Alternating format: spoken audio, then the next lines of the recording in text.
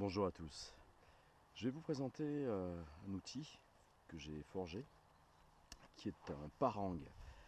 C'est un petit parang. Le parang est une machette asiatique qui est vraiment un outil à tout faire. Donc j'ai forgé volontairement un parang avec une lame qui n'est pas très longue puisqu'elle fait 20 cm. Il y a une partie intermédiaire ici. Je vous expliquerai ensuite quelle est l'utilité de cette fonction, de la fonction de cette petite partie ici. Un manche ici qui est en cyprès, qui est monté sur une soie, une demi-soie, avec deux rivets, et ici un intercalaire en fait en étain.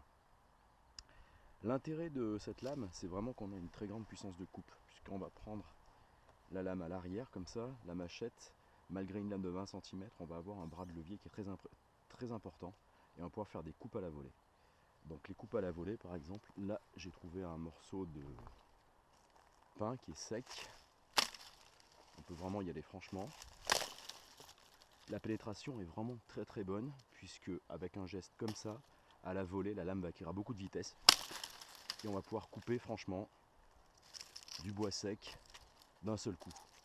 Je pense que le parang, sa première utilité, c'est vraiment ça, c'est une utilisation de machette qui va permettre de couper à la volée. Là, je suis en train de refendre le bois, la lame étant large, je peux m'en servir comme torsion pour pouvoir casser le bois. L'acier de cette lame, c'est de l'XC75. Donc un acier qui n'est pas normalement fait pour faire des lames aussi longues. L'épaisseur est de 4 mm, c'est-à-dire qu'on est plus épais que sur une machette classique. L'avantage du 4 mm, c'est vraiment donner une inertie et une puissance de coupe supérieure.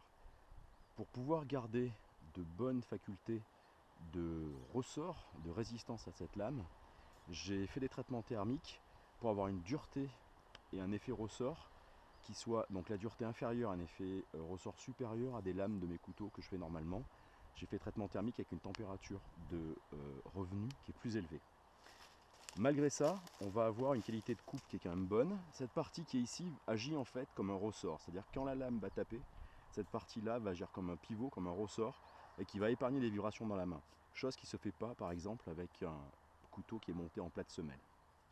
On va pouvoir travailler également plus en précision, justement en mettant la main en avant sur cette partie. On vient caler le pouce ici.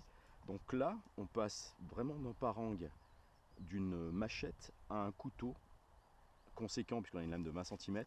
On va pouvoir travailler beaucoup plus en précision pour faire un hérisson par exemple. Là, on voit que la lame mord bien dans le bois. Également, l'intérêt de cette forme de lame, on peut s'en servir comme d'une plane, puisque la main droite vient se mettre ici, ou la main gauche, on est gaucher. On va venir appuyer le dos de la main ici, cette partie, et on va pouvoir travailler en poussant la lame. Et là, je vois que je vais lever les copeaux, comme ça, et si je veux appuyer plus, je vais appuyer avec le dos de la lame. Voilà le résultat, on lève très facilement des copeaux en se servant d'un geste de plane. Voilà, et on peut toujours, la main vient en arrière, on a une bonne puissance de coupe même en tapant doucement. Ce que je voudrais vous montrer, c'est également l'effet ressort de cette lame. Il faut que je trouve une souche. Ça, c'est un bout de bois, je ne sais pas si ça va suffire. Il y a des travaux de bûcheronnage dans le coin. Si je plante la lame,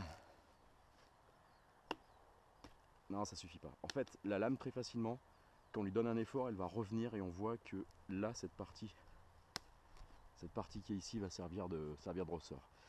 Donc voilà, moi je suis très content de ce petit compagnon que je me suis trouvé, que je me suis fabriqué.